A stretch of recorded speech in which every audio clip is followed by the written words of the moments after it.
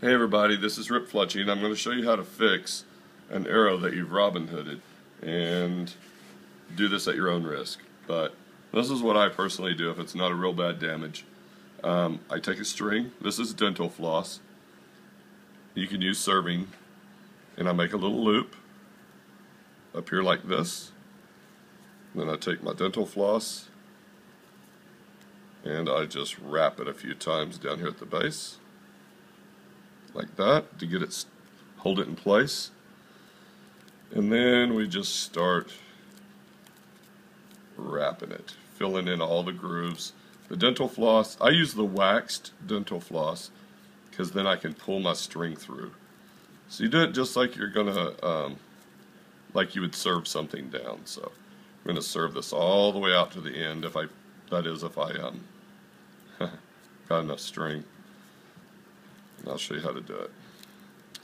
And I've had great success with this, and I've Robin Hooded an arrow after I've wrapped it, and it just ricocheted the arrow back at me. It exploded the dental floss off the back of it a little bit, but to be honest, I rewrapped it and continued shooting that arrow, and I Robin Hooded that same arrow like 2 or 3 times after I had initially Robin Hooded it and repaired it. So but at that time, I think I was using spider wire, which is much stronger than the dental floss. If you want a really strong product, you can use either like the serving material, string material, which is very, very strong. The fast flight material is much stronger than dental floss. I'm probably going to have a little bit too less string, but we'll just do what we can for the video. Anyway, you take it all the way up to the top. Another thing about the wax string is it kind of holds for you. Holds its place. So we tuck this back through the loop. Hope you guys can see that. Okay, like that right there. Okay.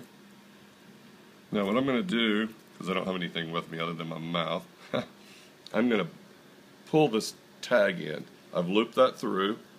Now we're going to pull this tag in. You just pull it underneath.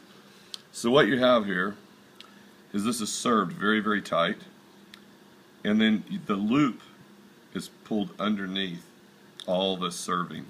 It's very tight. So then, and this arrow's in pretty rough shape, but I've shot it for a long time. Let me grab my pocket knife. Oh, it's over here. I'll grab it. Be right back. Okay. So what we've got, then you can just take this arrow and you just cut these tag ends off. Okay? Then I'll show you one final thing I do.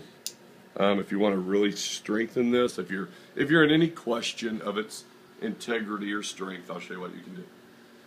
So we take a little super glue, and I use this. It's the Professional Liquid Loctite. You get quite a bit of super glue for a good price. It's a little bit slower drying, but that's actually works good for stuff like this because you can handle it a little bit longer. And you see I've got it all over my fingers, but so I just take it and I wet all of this dental floss. Okay, so make sure it's good and soaked. What this does is it binds it all together. It locks all those threads together. And let's just say that dental floss has a minimum strength of 10 pounds each. I mean, it's wrapped quite a bit, and I'm sure it's stronger than 10 pounds. So then we work this super glue into the dental floss. Or I prefer you guys use actual string material. You'll find it's a lot stronger. If you put this many wraps of fast flight on the butt end of a carbon arrow, I don't think you could Robin Hood it a second time. So anyway, this makes it very, very durable. You just keep it going in there, and it's alright. It's starting to thicken up a little bit. Anyway, so that's your finished product, guys, and it's very strong.